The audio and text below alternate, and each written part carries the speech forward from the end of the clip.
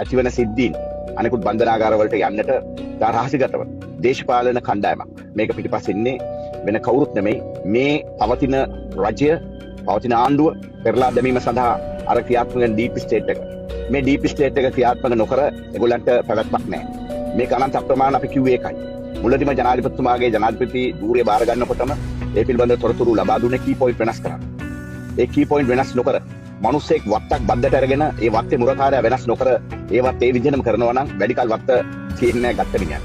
මේ වෙනකොට හොරකම් කිරිල්ල නැවතිලා තියෙනවා. පුරා කණගේ නැවතිලා තියෙනවා. පස් ටික ගල් ටික කඩා ගන්න බැරි වෙලා තියෙනවා. ඊට පස්සේ මොනවද වෙලා තියෙන්නේ? අර මහා පරිමාණ කුඩු ගෙනාපු කුඩු ජාවාරම්කාරෝ නන්නත්තර වෙලා තියෙනවා.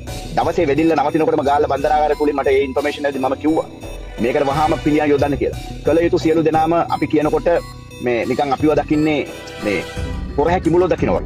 පරම්පතාවක් කියමින් කියන්නේ මේ බන්ධනාගාරය තුල මෙත දවස් 3කට ඉස්සෙල්ලා මේකම ඇතුණව සිද්ධිය. මේක පිළිබඳව දැනුම් දීලා තියෙනවා.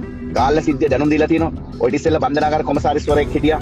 ඔය බන්ධනාගාර කොමසාරිස් ජෙනරාල් දැන් පත් වෙලා ඉන්නේ.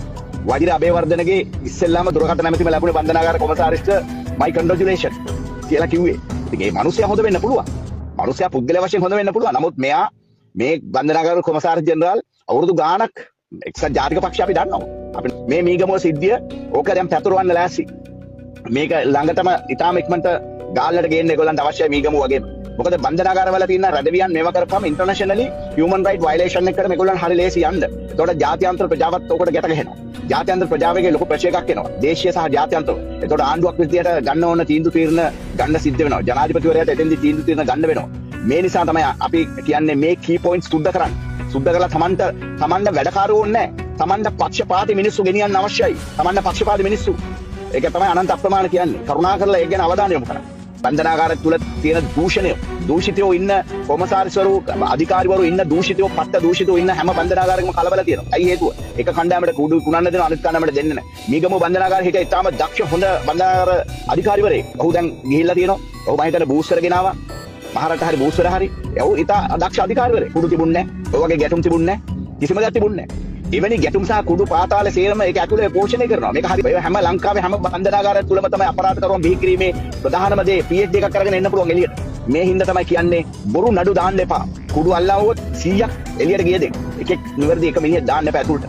මේක ගැන දැඩි අවධානය යොමු කරන්න ඕන රජයක් වශයෙන්. එහෙම නැති වුණොත් මීට වඩා බරපතල ප්‍රශ්න වලට මුහුණ දෙන්න වෙනවා. මේ වගේම දැන් මට තොරතුරු ලැබුණා. ගාල්ල බන්ධනාගාරය තුල මේ වගේම සාකච්ඡා යනවා. ඒ විතරක් නෙවෙයි මතක තියාගන්න බූස්ස බන්ධනාගාරය. මේක තමයි වැලිසර නාවික හමුදා කඳවුරට මේ ප්‍රබල පුද්ගලෝ ගිහිල්ලා දාන්න ඕනේ. ඒ හින්දා තමයි විශේෂයෙන්ම ඉල්ලීමක් කරන්නේ මේ ආණ්ඩුව පෙරලීමේ ප්‍රධාන කුමන්ත්‍රණයක් තියෙනවා. ඒ කුමන්ත්‍රණය තමයි ඩීප් ස්ටේට් කියන්නේ. මොකද රාජපක්ෂලා හිරේ යන්න කැමති නැහැ, නිලධාරි හිරේ යන්න කැමතිත් නැහැ. අද හෝ හෙට ගෝඨාභයලා ඇතුළට යනකොට, ගෝඨාභයලා ඇරස්ට් වෙනකොට, සුරේෂ් සලේලා ඇතුළට යනකොට කවුද කැමති? ඒගොල්ලෝගේ කට්ටේ ඉන්නේ හැමතැනකම. මොකද ඒගොල්ලෝ යනකොට ඒ කට්ටිය දන්නවා නිලධාරින් එන්න වෙනවා කියලා. ඒ නිසා දැඩි අවධානය යොමු කරන්න. කරුණාකරලා ඇස්කම් අරලා බලන්න. නිදාගෙන ඉන්න එපා. අපිට කියන්න පුළුවන් මෙහෙම වෙනවා කියලා. හැබැයි හොඳක් තියෙන්නේ අපි ඕවා ගැන බලන්නේ නැහැ කියලා කට්ටිය හොඳට නිදි මරගාන.